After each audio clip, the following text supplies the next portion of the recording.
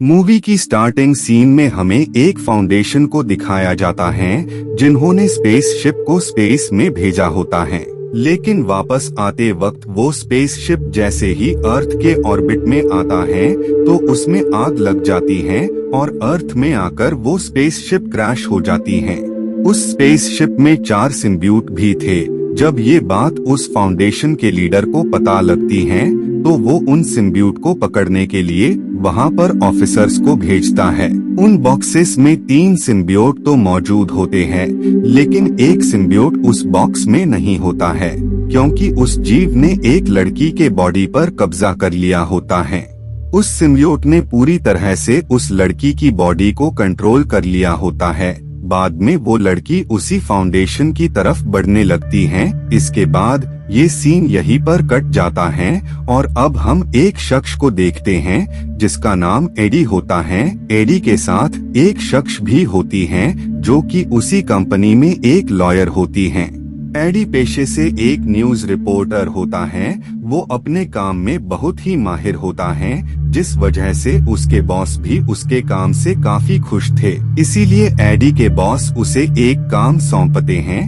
वो उसे बताते हैं कि तुम्हें उसी फाउंडेशन के कंपनी के ऑनर का इंटरव्यू लेना है जिन्होंने अपना स्पेसशिप स्पेस में भेजा था, लेकिन इसके अलावा इस बात का ध्यान रखना कि तुम उससे कोई भी उल्टा सीधा सवाल मत करना क्योंकि वो आदमी बहुत ही अमीर और बहुत ही घमंडी है। इसीलिए तुम बिल्कुल भी उसे गुस्सा मत दिलाना। उम्मीद है कि तुम मेरी बात अच्छे से समझ गए होगे। जिसके बाद एडी घर पर आ जाता है और जब वो लैपटॉप को चेक करता है तो उसे एक मेल आया होता है। ये मेल असल में एडी की लॉयर फ्रेंड के लिए है।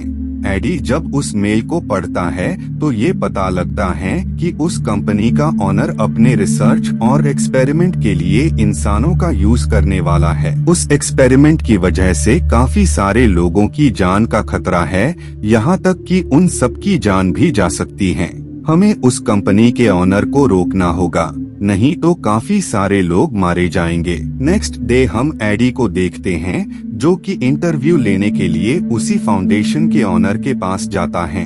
एडी पहले तो उससे नॉर्मल बातचीत करता है, लेकिन बाद में वो उससे कहता है कि क्या आप सच में अपने एक्सपेरिमेंट्स के लिए ह्यूमंस का यूज करने वाले हैं। ये बात सुनकर उस ऑनर को एडी की बात से काफी गुस्सा आता है और वो इंटरव्यू को खत्म कर देता है। एडी का बॉस उससे काफी नाराज होता है। वो उससे कहता है कि तुम्हें उससे ऐसे सवाल नहीं करने चाहिए थे जिससे उसे बुरा महसूस हो।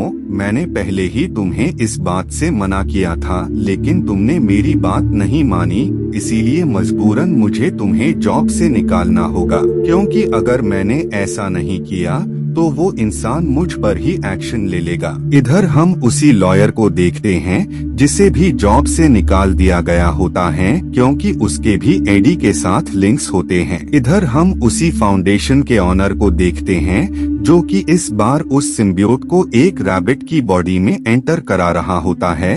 वो सिम्बियोट रैबिट की बॉडी में एंटर हो जाता है, लेकिन अगले पल ही उसकी मौत हो जाती है। ये देखकर उस ऑनर को काफी गुस्सा आता है, इसीलिए वो अपने अगले एक्सपेरिमेंट के लिए एक इंसान को चूज करता है और उसी चैम्बर में वो उस सिम्बियोट को भी छोड़ देता है, जिस वजह से वो सिम्बियोट उस शख्स की बॉडी के अंदर आ जाता है। लेकिन जल्द ही उस शख्स की भी मौत सिम्बियोट से हो जाती है क्योंकि वो सिम्बियोट अभी भी इंसान की बॉडी में खुद को ढाल नहीं पाया होता है। वहीं पर हम एक साइंटिस्ट को देखते हैं जिसे ये देखकर बहुत ही बुरा लगता है कि वो ऑनर अपने एक्सपेरिमेंट के लिए इंसानों को मार रहा है। इसीलिए वो एडी के पास हेल्प के लिए जाती हैं। वो उसे बताती है कि फाउंडेशन का ऑनर अपने एक्सपेरिमेंट के लिए इंसानों का यूज कर रहा है जिससे उनकी जान जा रही है। वो ऑनर इस वजह से उन एक्सपेरिमेंट को अंजाम दे रहा है क्योंकि उसे पता है कि ये दुनिया जल्द ही खत्म होने वाली है। अर्थ में मौजूद सभी रिसोर्सेस को इंसानों ने इतना ज्यादा यूज किया है कि अब वो टाइम आ गया है जब ये रिसोर्सेस खत्म होने वाले हैं। इन्हीं सब प्रॉब्लम्स को देखते हुए उस फाउंडेशन के ऑनर ने ये डिसाइड किया है कि वो अर्थ को छोड़कर किसी और प्लेनेट में चला जाएगा। इसी वजह से उसने सिम्बियूट को अर्थ पर लाया, लेकिन स्पेसशिप के अर्थ पर क्रैश होते ही बाकी 3 तो वहीं रह गए, लेकिन एक सिम्बियूट वहां से भाग गया। एडी उस साइंटिस्ट से कहता है कि ठीक है, मैं तुम्हारी मदद करने को तैयार हूँ, लेकिन इसके लिए मुझे उस शख्स के खिलाफ प्रूफ चाहिए जो कि मुझे तुम लाकर दोगी। जिसके बाद ये दोनों लोग उस फाउंडेशन के अंदर आ जाते हैं। वहाँ पर एडी उस शख्स के खिलाफ एविडेंस को कलेक्ट करने लगता है कि तभी उसे वहाँ एक शख्स नजर आती है जिसे उस साइंटिस्ट ने अपने एक्सपेरिमेंट के लिए यहाँ पर रखा होता है। एडी उस औरत को वहां देखकर उसे ऑनर पर काफी गुस्सा आता है, इसीलिए एडी उसे वहां से बाहर निकाल लेता है, लेकिन बाहर आते ही वो औरत उस पर हमला कर देती है, क्योंकि उस सिम्बियूट ने उसकी बॉडी को अपने कंट्रोल में कर लिया होता है। बाद में वो सिम्बियूट एडी की बॉडी में आ जाता है और तभी वहां पर उस फाउंडेशन के गार्ड आ जाते हैं जो कि उस पर अटैक कर देते हैं। लेकिन एडी उस सिम्बियूट की वजह से काफी पावरफुल हो गया था, इसीलिए वो उनसे खुद को प्रोटेक्ट कर वहां से भागने लगता है। लेकिन अब भी वो लोग उसी के पीछे होते हैं, जिस वजह से वो एक दरख्त के ऊपर आ जाता है और बाद में वो घर पर आ जाता है।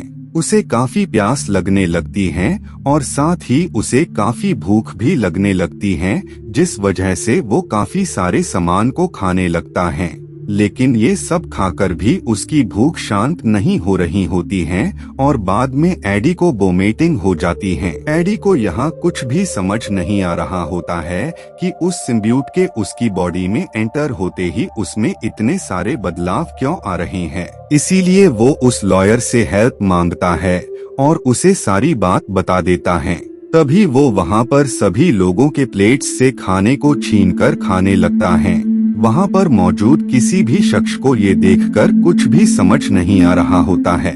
बाद में एडी फिश टैंक के अंदर आ जाता है और वो क्रैब को खाने लगता है, जिसके बाद हम एडी को हॉस्पिटल में देखते हैं। एडी का वहाँ पर स्कैन किया जाता है और बाद में वो घर पर आ जाता है। लेकिन तभी वहाँ उसी फाउंडेशन के लोग आ जाते हैं, क्योंकि उस फाउंडेशन के ऑनर को एडी के बारे में पता लग गया होता है कि वो सिम्बियूट उसके अंदर हैं।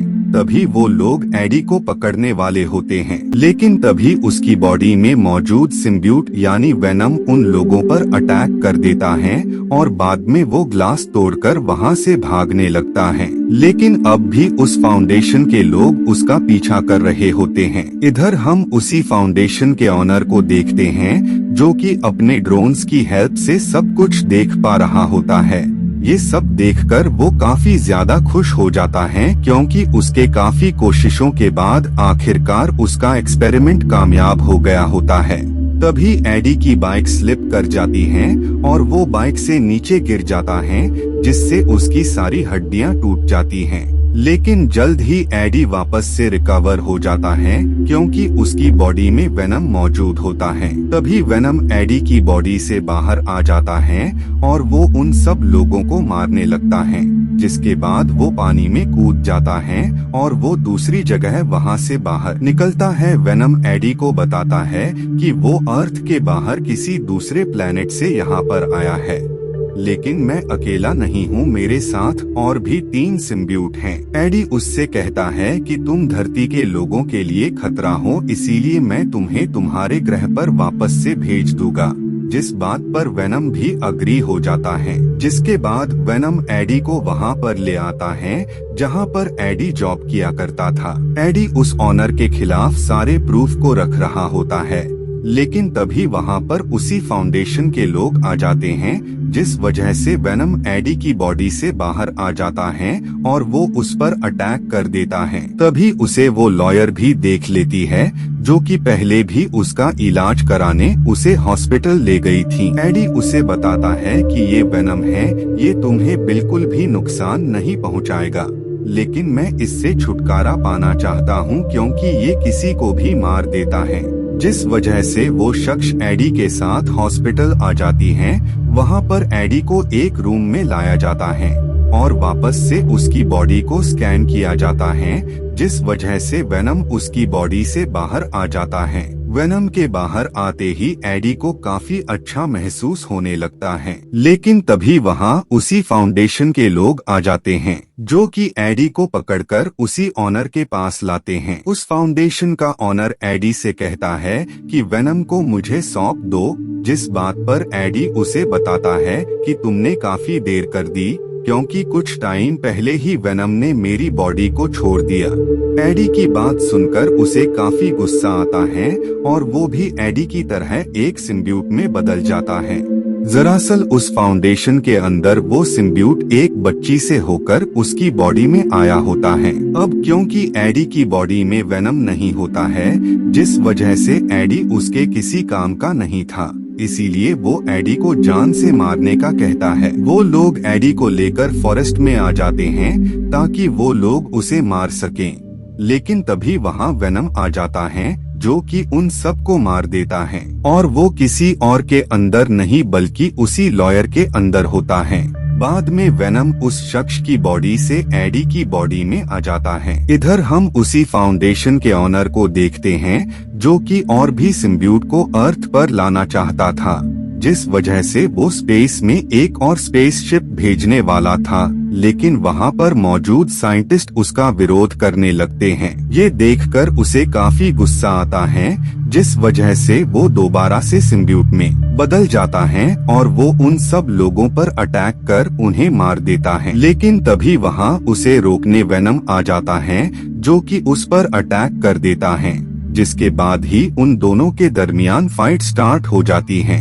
वो दोनों ही एक दूसरे पर काफी अटैक्स कर रहे होते हैं, लेकिन वेनम के अपोजिट वाला सिम्बियूट काफी पावरफुल होता है, जिस वजह से वेनम हारता हुआ नजर आ रहा होता है। बाद में वो सिम्बियूट एडी को मार देता है, लेकिन वेनम दोबारा से उसकी बॉडी में आ जाता है, जिसके बाद वो उस वेपन से स्पेसशिप को ही डिस्ट्रॉय करने लगता है, जिस वजह से वो सिम्बियूट मर जाता है और इसके साथ ही वेनम भी मर जाता है और एडी पानी में गिर जाता है।